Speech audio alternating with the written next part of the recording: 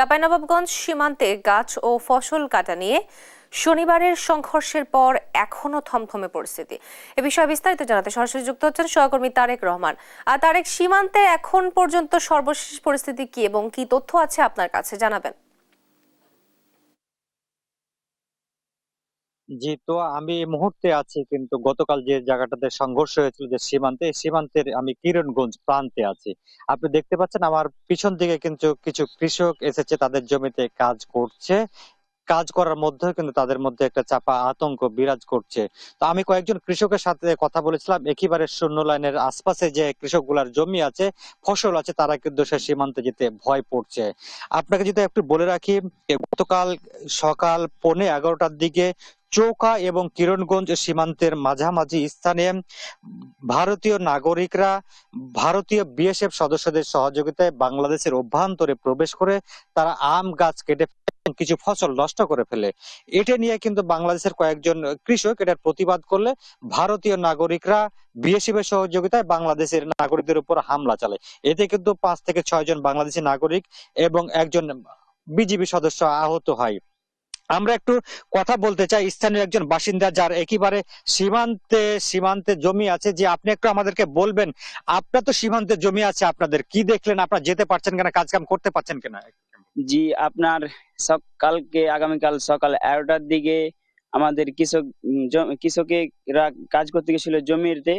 আপনার গাছগুলা, আমের গাছ, ভুট্টা, আপনার বড়ই গাছ, এগুলো তারা কেটে যায়। আমাদের কৃষকেরা প্রতিবাদ জানায়। তারা প্রতিবাদ জানাতে গেলে তাদের বিএসএফ সহ যত নাগরিক আছে তাদেরকে মাইকিং করে ডেকে নিয়ে এসে আমাদের এই সীমান্তে নো ম্যানস ল্যান্ড লঙ্ঘন করে আমাদের বাংলাদেশে এসে তারা ইট পাটকেল, ককটেল, বোমা, বিস্ফোরক যত যা কিছু আছে আপনার ধোয়া গ্যাস ছেড়ে আমাদের ওপর ইট পাটকেল নিক্ষেপ করে অনেকজন আহত হয়। আমাদের 2-3 জনের একজনের চোখ নষ্ট হয়ে গেছে আপনার, এবং বিজিবি সদস্যের একজন আঙ্গুল কেটে গেছে এবং গুরুতর আহত হয়ে হসপিটালে ভর্তি হয়ে আছে। এবং আজকে সকালবেলা আমাদের নাগরিকরা কৃষিক্ষেত্রে কাজ করতে যেতে পারছে না, আতঙ্কে আছে। আমরা খুব সীমান্ত এলাকায় বসবাস করি, তার জন্য ভয়ে আছি, আমরা যেতে পারছি না। কখন না কখন তারা আমাদের উপর হামলা করতে পারে। জি, ধন্যবাদ। জি, তো আপনি শুনছিলেন স্থানীয় একজন কৃষক, তিনি বলছিলেন যে চাঁপাইনবাবগঞ্জে যে গতকালকে যে সহিংস ঘটনা ঘটে গেছে ভারতীয় সীমান্তরক্ষী বাহিনীর বিএসএফ এর সহযোগিতায়, যে ভারতীয় নাগরিকরা যে সহিংসতা চালিয়েছে, এই সহিংসতার কারণে কিন্তু বাংলাদেশের যারা নাগরিক আছে, যারা সীমান্তে পাড়ে একেবারে বসবাস করে, তাদের মধ্যে কিন্তু চাপা আতঙ্ক বিরাজ করছে। একেবারে শূন্য লাইনের পাশে যে কৃষকদের কিন্তু বড়ই, গম এবং আম গাছ আছে, আম গাছ কিন্তু এখন পরিচর্যা করার সময় এবং বড়ই গাছের কিন্তু পরিচর্যা করার সময় কিন্তু তারা কিন্তু হচ্ছে কি যে সেই এলাকাতে যেতে যেতে পারছে না। আমরা আপনাকে একটু দেখাই কি যে সীমান্ত এলাকাতে কিছু মানুষজন, কিছু কৃষকরা কাজ করলেও কিন্তু একেবারে তাদের মধ্যে চাপা ক্ষোভ এবং আতঙ্ক বিরাজ করছে। তারা কিন্তু শূন্য লাইনের দিকে আগাতে পারছে না। তবে আমাদের চাঁপাইনবাবগঞ্জ 59 মহানন্দা বিজিবি ব্যাটালিয়নের অধিনায়ক লেফটেন্যান্ট কর্নেল গোলাম কিবরিয়া আমাদেরকে খুদে বার্তায় জানিয়েছেন কি এখন সীমান্তের পরিস্থিতি একেবারে শান্ত রয়েছে এবং যে কোনো পরিস্থিতি মোকাবেলায় কিন্তু বিজিবি সদস্যরা প্রস্তুত রয়েছে।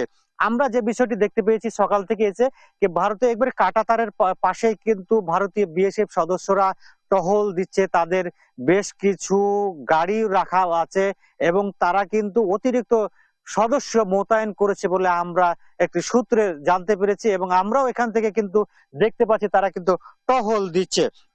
তো হ্যাঁ, আপনাকে যদি আমি বলে রাখি যে গত সপ্তাহে কিন্তু এই চৌকা সীমান্তে ভারতীয় সীমান্তরক্ষী বাহিনী বিএসএফ সদস্যরা কিন্তু শূন্য লাইন থেকে যে আন্তর্জাতিক আইন লঙ্ঘন করে তারা কিন্তু কাঁটাতারের বেড়া নির্মাণ করলে দুই দেশের মধ্যে উত্তেজনা ছড়িয়ে পড়ে। বাংলাদেশি বিজিবি সদস্যরা তাদের বাধা দেয়। এরপরে কিন্তু তাদের ভারতীয় যারা নাগরিক আছে তারাও কিন্তু লাঠি সোঁটা নিয়ে কিন্তু বাংলাদেশের দিকে অগ্রসর হয় এবং বাংলাদেশের নাগরিকদের তারা কিন্তু আক্রমণ করার চেষ্টা করে। কিন্তু সম্প্রতি 2-3 দিন ধরে কিন্তু মোটামুটি পরিস্থিতি শান্ত ছিল সীমান্তের, কিন্তু গতকাল কিন্তু আবারও কিন্তু একটি অনাকাঙ্ক্ষিত ঘটনা ঘটিয়ে দিল এই ভারতীয় বিএসএফ এবং তাদের সাধারণ নাগরিকরা। তারা যেভাবে একেবারে তারা কিন্তু যে অত্যাচার বাংলাদেশের উপর চালাচ্ছে, তারা কিন্তু বাংলাদেশের নাগরিক তারা কিন্তু একেবারে কিন্তু হতভম্ব হয়ে গেছে তাদের আচরণে। তারা কিন্তু প্রথমে আমরা কিন্তু তীর ধনুক দেখেছি, ককটেল দেখেছি, হ্যান্ড গ্রেনেড দেখেছি, সাউন্ড গ্রেনেড দেখেছি, টিয়ার শেল দেখেছি। মুহুর্মুহু টিয়ার শেল, হ্যান্ড গ্রেনেড বাংলাদেশের নাগরিকরা কিন্তু একেবারে ধৈর্যের পরীক্ষা দিয়েছে এবং বিজিবি সদস্যরা কিন্তু ধৈর্যের সাথে পরিস্থিতি নিয়ন্ত্রণে রেখেছে।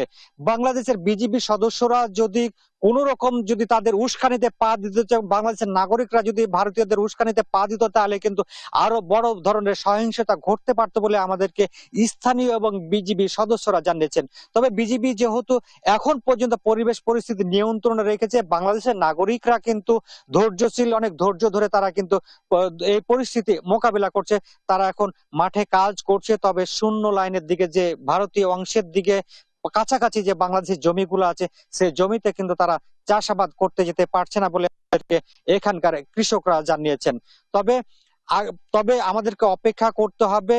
এবং তবে স্থানীয় যেটা বলছে কি, আসলে শুধু স্থানীয় না, বিজিবি এবং বিএসএফ এর ঊর্ধ্বতন পর্যায়ে যেন এই বিষয়টি যেন আসলে সুরাহা করা হয়, সেটি কিন্তু স্থানীয় বলছে। কারণ এই যে মাঝে মধ্যেই ভারতীয়রা বাংলাদেশে ঢুকে আগ্রাসন চালাচ্ছে, এই আগ্রাসনের প্রতিবাদে কিন্তু বাংলাদেশের, আমরা দেখেছি গতকালকে রাজশাহীতে এবং ঢাকাতে কিন্তু বিক্ষোভ মিছিল হয়েছে। তারা কিন্তু এই সীমান্ত হত্যা বন্ধ এবং ভারতীয় আগ্রাসনের কিন্তু প্রতিবাদ জানাচ্ছে। শিবগঞ্জের মানুষজনের মাঝে দেখেছি চরম ক্ষোভ, চাঁপাইনবাবগঞ্জের মানুষের মধ্যে দেখেছি আমরা চরম ক্ষোভ বিরাজ করছে। তারা বলছে কি, বিগত ফ্যাসিস্ট সরকার কিন্তু ভারতীয়দেরকে যেভাবে বাংলাদেশিদেরকে কাছে তারকে তাবেদারি রাষ্ট্র হিসেবে পরিণত করতে চেয়েছিল, তারা কিন্তু সেই আগের যুগ থেকে তারা ফিরে এসেছে। তারা কিন্তু শক্তি সঞ্চার করেছে, তারা কিন্তু সাহস নিয়ে কিন্তু রুখে দাঁড়ানোর চেষ্টা করছে। জি তোয়া, এই ছিল আমার কাছে চাঁপাইনবাবগঞ্জের সীমান্ত নিয়ে সর্বশেষ পরিস্থিতি। আপনাকে ধন্যবাদ। চাঁপাইনবাবগঞ্জ সীমান্তে গাছ ও ফসল কাটা নিয়ে শনিবারের সংঘর্ষের পর এখনো পরিস্থিতি থমথমে, এবং এ বিষয়ে বিস্তারিত জানাচ্ছিলেন আমাদের সহকর্মী তারেক রহমান।